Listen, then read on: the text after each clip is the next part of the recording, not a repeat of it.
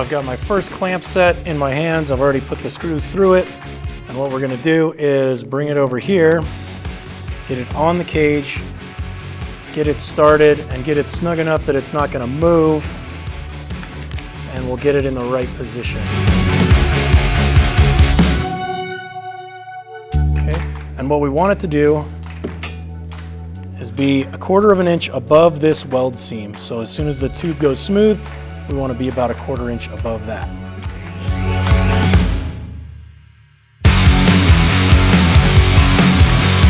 Don't forget a little bit of blue Loctite on each of those screws. Okay, we have our second clamp on standby. I'm going to do a quick check. Make sure I'm 1/4 inch above that weld seam. You're good. Now we're going to put on our second clamp. And once we get it up there to where it's not going to move, we're going to measure 9 3/8 inches between the clamps. Okay, it won't fall, but we're not tight yet. Okay, we've got to go up a little bit. So I'm going to loosen it. Up. Check it.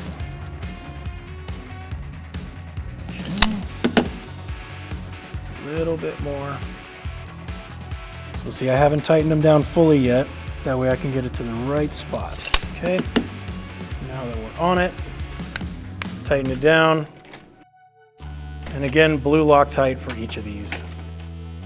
You're gonna want to run these in pretty good, because that's what holds your rack onto the machine. Okay, do the same thing on the opposite side. Now that we've got all 4 clamps on the machine and in the right location, we're gonna start the 5/16 by 1/2 inch bolts. Run them about halfway in, but leave a pretty good gap in there. With both of these bolts in, about halfway, now we're ready to hang the rack on the vehicle. Okay, next up we're gonna install the winch. I've got my hardware staged and already pre-installed on the winch. So I need to get it up, align it with the holes, put it through the bracket, hold it up in place, put on your washer, then your lock nut, get them started so this thing can't fall off. Okay, now I can grab my tools and we can buzz it down. Back and forth, make sure everything's tight. Last one. Okay. That's perfect. Now that we've got the rack and the winch on the vehicle, the last thing to do is put our accessories across the top bar.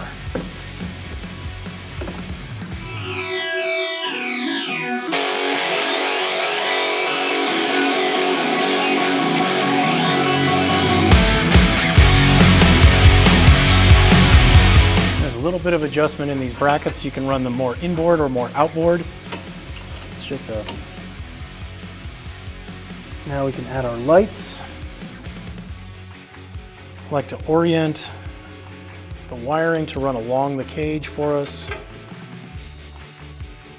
Just get it started on both sides.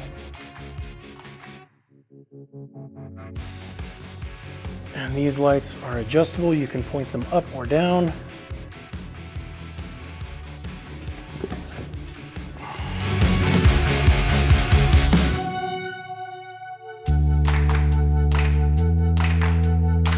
Okay,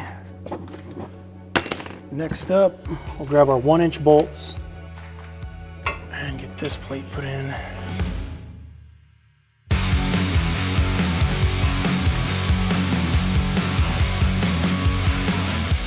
Might be easier to do.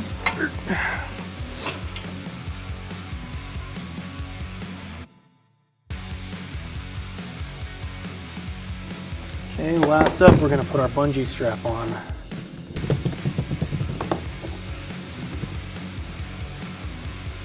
There's a bit of a trick to this.